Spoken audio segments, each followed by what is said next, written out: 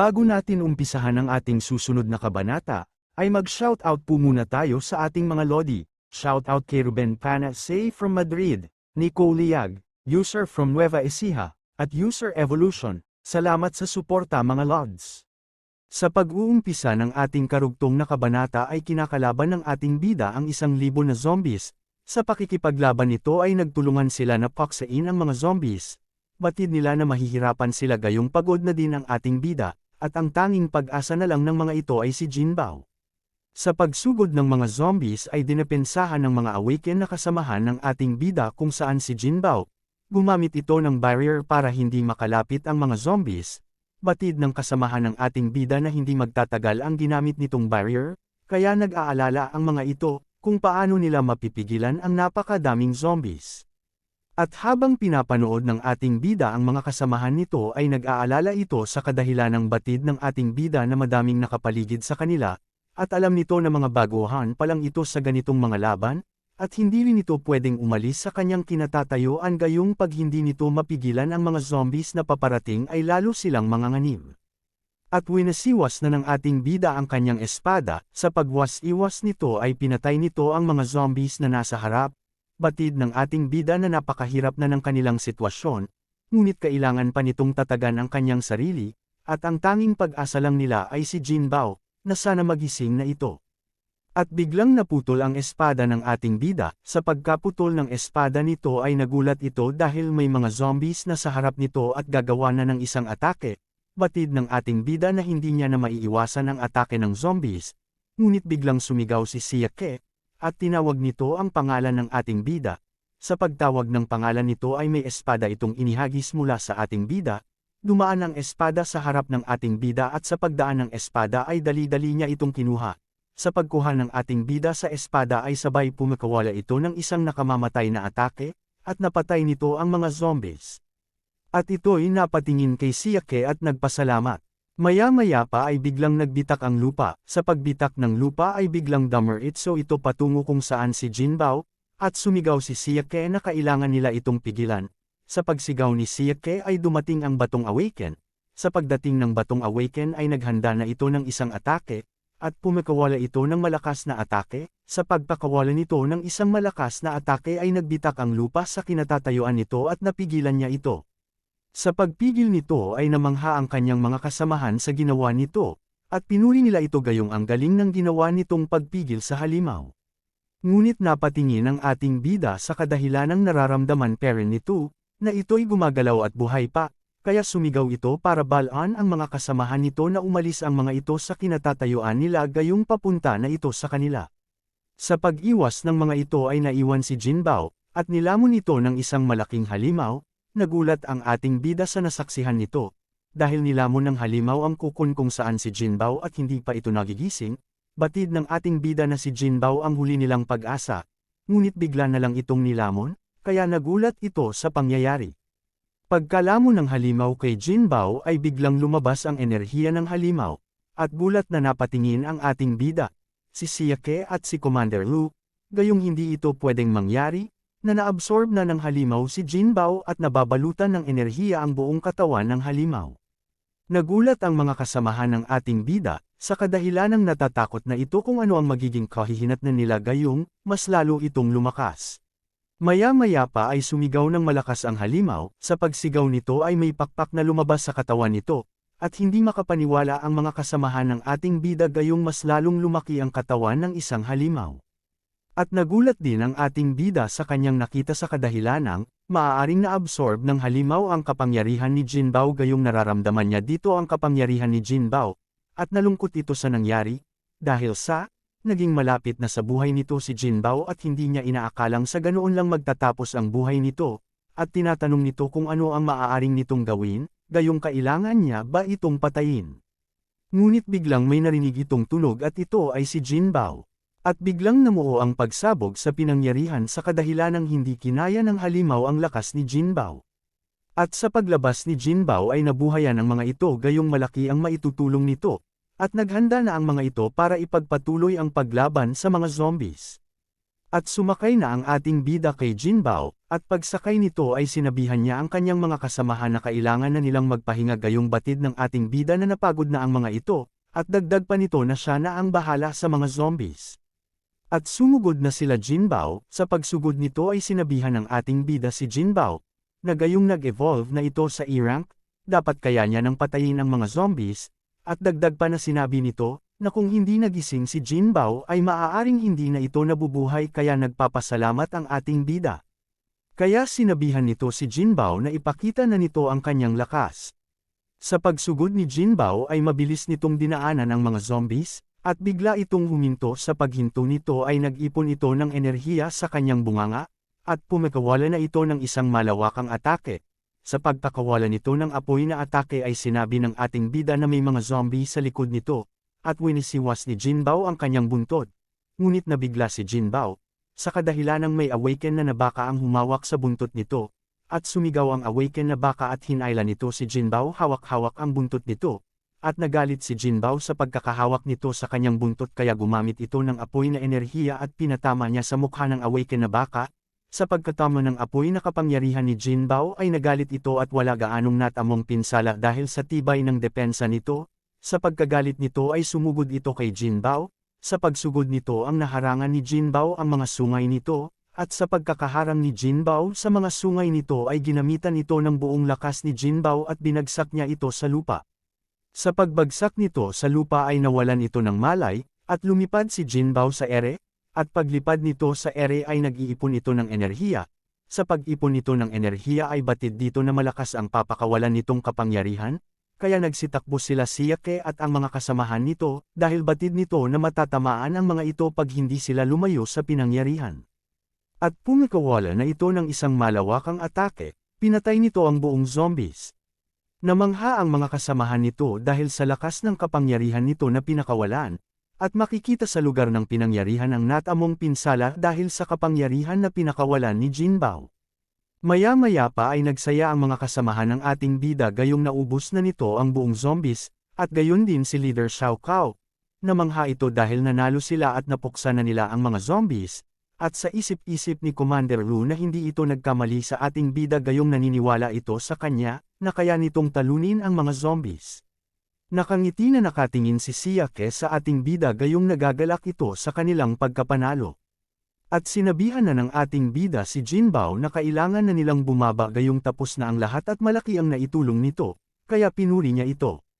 Ngunit may biglang naramdaman ng ating bida, gayon din si Jinbao, may isang matalim na bagay na paparating mula sa kanila, at sa bilis ng pangyayari ay hindi ito naiwasan ni Jinbao at tumama ito sa kanya. Sa pagtama nito ay nagulat ang ating bida gayong hindi nito batid kung sino ang may gawa noon. At napansin din iyon ng mga kasamahan nito na may liwanag na dumaan mula sa kung saan si Jinbao at ang ating bida. At sinabi ni Siyake na mag-iingat ang lahat dahil baka may zombies pa na natitira, at napansin ng ating bida na, naiwasan ng bahagya ni Jinbao ang pagtama sa mga bagay na iyon kaya wala sa kritikal ang pinsala na natamo nito. At nagtataka ang ating bida dahil hindi niya maramdaman kung sino ang may gawa noon, gayong hindi nito maramdaman na may mga zombies pa sa paligid. At inutusan na nito si Jinbao na dahan-dahan itong bumaba para hindi gaanong lumala ang sugat na natamo nito. At sa pagbaba ni Jinbao ay napansin ito ng ating bida, na may babaeng zombie sa kanilang harapan at ito ay isang Lord Zombie, ang itsura nito ay isang vampira at ang kakayahan nito ay ang isang lason. Sa pagbaba ng ating bida ay nagulat ito sa kanyang nasaksihan gayong bakit dumating ang isang Lord Zombies, at nakababa na ang ating bida sa pagbaba nito ay nagmayabang na sinabi ng isang hangal na kasama ng ating bida na siya na ang bahala dito gayong kailangan na munang magpahinga ng ating bida. Ngunit sa paglapit nito ay sinigawan ito ng ating bida gayong hindi nito alam ang kanyang kinakalaban, at sabay sagot na tugon nito sa ating bida na wag itong mag-alala gayong isa lang itong babaeng zombies, at dagdag pa nito na ipaubaya na nito ang kanilang huling pagkapanalo. Ngunit tinignan ito ng masama ng isang Lord Zombies, pagkatingin nito ay biglang inatake niya ito at namatay kaagad ang isang hangal.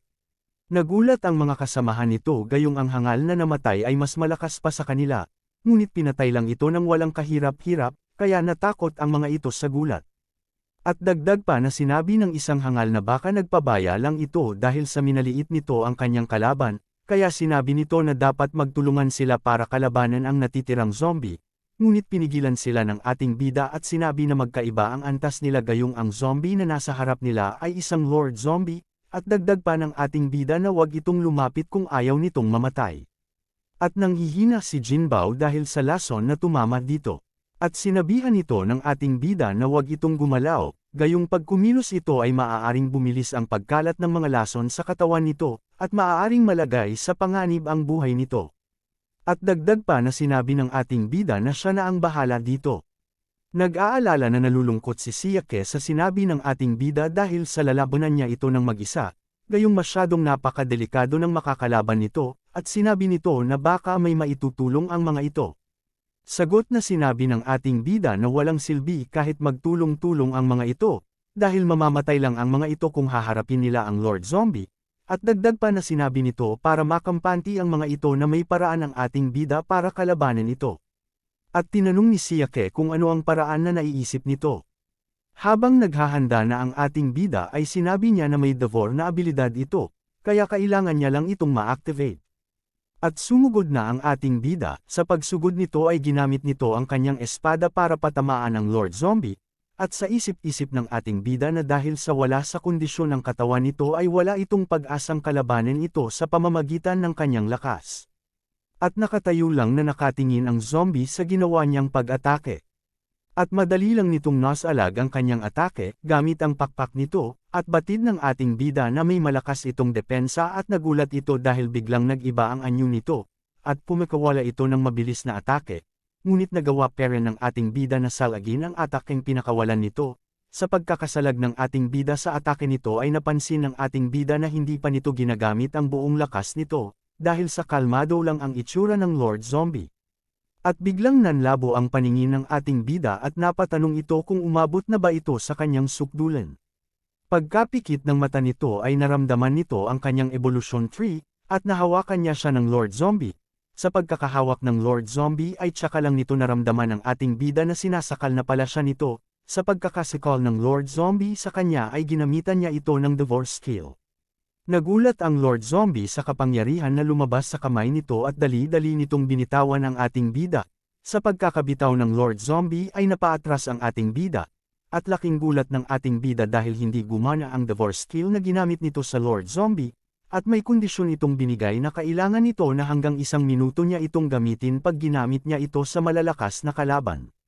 At laking pagtatanong ng ating bida kung paano niya ito mahahawakan ng ganun katagal, sa kadahilanang nahihirapan itong lapitan at makipaglaban ng sabayan, at pinatatag nito ang kanyang sarili, na kailangan niyang lumaban, kesa walang gagawin at antayin ang kanyang kamatayan. At sumugod na ang ating bida dahil kailangan nitong gumawa ng paraan para makalapit. At umatake ang ating bida ng magkakasunod na atake para mapigilan ang galaw nito at para magamit na nito ang kanyang divorce skill, ngunit naalarma ang Lord Zombie at umiwas ito. Sa pag-iwas ng Lord Zombie ay pumikawala ito ng isang mabilisang atake, nabigla ang ating bida at naiwasan niya ang atake nito, ngunit hindi nito napansin na may kasunod pala itong atake gamit ang kanyang pakpak at tumama ito sa ating bida. Pagkatama sa pakpak nito ay napaatras ang ating bida. Sa pag-atras ng ating bida ay naguguluhan ito gayong hindi nito kayang pigilan ang mga galaw ng Lord Zombie. At nagulat ang ating bida dahil may pinakawalang itong isang kapangyarihan, at lumabas sa harap nito ang madaming paniki mula sa Lord Zombie. Sa paggamit nito ng kapangyarihan ay lumabas sa katawan nito ang mga paniki, at kumalat ito sa buong lugar, nabigla ang ating bida gayong napakadami ng paniki ang nagkalat sa pinangyarihan. At umabot ito sa kinaroroonan nila Jinbao, nagtataka at nagtatanong ang mga kasamahan nito, kung ito ba ang kapangyarihan ng Lord Zombie, at itinaas ng Lord Zombie ang kanyang kamay. Sa pagtaas ng kamay nito ay inutusan niya ang mga paniki na atakehin ang mga kasamahan ng ating bida, at sumigaw ang ating bida na protektahan nila ang kanilang sarili, gayong papunta na ito sa kanila, at nakagat ang mga kasamahan nito, habang sila Siake at Jinbao ay kinakalaban ang mga paniki. At sa pagkakagat ng paniki ay naaabsorb nito ang kapangyarihan ng mga nakakagat at nasasalin sa Lord Zombie at nagiging bangkay ito at nadidagdagan ang lakas nito. Napansin kaagad iyon ng ating bida na ginagamit nito ang mga paniki para palakasin lalo ang lakas nito. At kung magpapatuloy ito ay masyadong delikado, kaya napatingin ito sa mga paniki, maya-maya pa ay napatingin ito sa kinaroroonan nila Jinbao, batid ng ating bida na maraming awaken na kasamahan ito, kaya delikado pag na-absorb nito ang kanilang kapangyarihan, at pag nangyari iyon, ay malamang sigurado na ang kanilang pagkatalo, kaya kailangan niya ito pigilan, at pinatay nito ang malapit na paniki, at sumugod na ang ating bida. Sa pagsugod ng ating bida ay sa isip-isip nito kahit gayong wala na itong mental spirit ay buo pa rin ang lakas nito at stamina para lumaban, at habang papalapit na ito ay sabay lumusab din sa kanya ang mga paniki, at ginamitan niya ito ng malakas at mabilis na atake. Sa pag-atake nito ay sabay nagkumpulan din ang paniki para salagin ang atake ng ating bida. Ngunit nagawa ng ating bida na makalusot sa depensang ginawa ng Lord Zombie, at nakita na niya ang Lord Zombie, at habang ito'y papalapit, ginamit na ng ating bida ang kanyang divorce skill, at akmang gagawa na ng malakas na atake ang ating bida. Sa pagwasiwas ng atake nito ay nababalutan ng enerhiya ang lugar na kinatatayuan ng Lord Zombie, at bumagsak ang mga paniki sa harap ng ating bida. Nagulat sila Siyake sa kanilang nakita, nagtatanong ito kung napatay ba ito ng ating bida, sabay hirit na sinabi ng kasama nito na, maaaring natalo na niya ito gayong nalaglag na lahat ng mga paniki. At namuo pa dito ang usok sa pinangyarihan, at nagulat ang ating bida sa kanyang nakita gayong hindi tumama ang atake nito, at nasalag ito ng Lord Zombie, ginamit nito ang mga paniki para gawing harang kaya hindi ito napinsalaan. Sa pagkakasalag nito ay gumanti ng isang atake ang Lord Zombie gamit ang kanyang pakpak, ngunit nasalag din ito ng ating bida kahit gayong nahihirapan ito. At nagulat ang Lord Zombie dahil nawala na lang itong bigla sa harap niya, ngunit naramdaman ito ng Lord Zombie, na ito'y nasa likod niya. Sa pag-atake ng ating bida mula sa likod ng Lord Zombie ay naharangan ito ng Lord Zombie. Sa pagkakaharang nito ay biglang naputol ang espada ng ating bida. Ngunit kahit naputol ang espada ng ating bida ay hindi pa rin ito nawalan ng pag-asa. Sumugod pa rin ito at gumawa ng isang atake gamit ang kanyang paa. Sa pagsipa nito ay namuo dito ang alikabok sa pinangyarihan, habang kinakalaban nito ng buong tapang ang Lord Zombie ay may mga pumasok sa isip-isip nito na mga salita, na kailangan nitong mabuhay, kahit sa anong paraan, at kung hindi niya ito matatalo, paano nito maililigtas si Zinyu, at bakit ito binuhay gayong isa paring itong mahina, at sa pagsuntok ng ating bida ay nasalag ito ng Lord Zombie. Sa pagkakasalag ng Lord Zombie sa suntok ng ating bida ay batid pa rin na nahihirapan ang Lord Zombie sa ginawa nito. At biglang lumabas ang evolution tree nito sa kadahilanang naaalala nito ang isang salita, ang kanyang layunin kung bakit ito binuhay. At biglang nagkulay asul ang mga mata ng ating bida, at lumabas ang determinasyon nito na huwag sumuko. At hinawakan nito ang kamay ng Lord Zombie. Sa pagkakahawak ng ating bida sa kamay nito ay natakot ang Lord Zombie gayong baka gamitin ng ating bida ang kanyang divorce skill, ngunit sa pagkakahawak ng ating bida ay binagsak niya ito sa lupa. Sa pagbagsak nito sa lupa ay nagkulay asul pa rin ang mga mata ng ating bida, at napansin ng ating bida na balak nitong tumakbo, ngunit nahawakan ng ating bida ang pakpak nito. Habang hawak-hawak ng ating bida ang pakpak nito ay inapakan niya ang ulo ng Lord Zombie. Sa pagkakaapak niya sa ulo nito ay hinatak niya ang pakpak nito at naputol ang dalawang pakpak nito, napasigaw sa sakit ang Lord Zombie, at habang ito'y wala sa kanyang matinong kaisipan ay lumalabas sa isip nito ang mga salitang evolve, at kailangan nitong mag-evolve. At dito na magtatapos ang ating kabanata mga Lodi, abangan ulit ang mga susunod na kabanata. Pa-like and subscribe po mga Lods, more thanks.